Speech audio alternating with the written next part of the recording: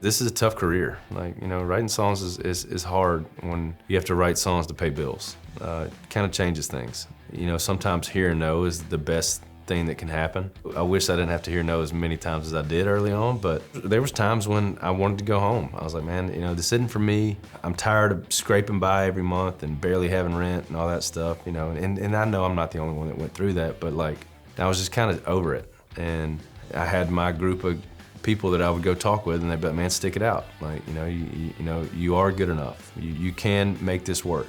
And those, I mean, they were instrumental in me staying in town. You know, I feel like every song on this last record, you know, doesn't get written unless I go and sit down in somebody's office and have them be like, hey dude, quit feeling sorry for yourself. Like, wake up tomorrow and go write a better song and do it again the next day.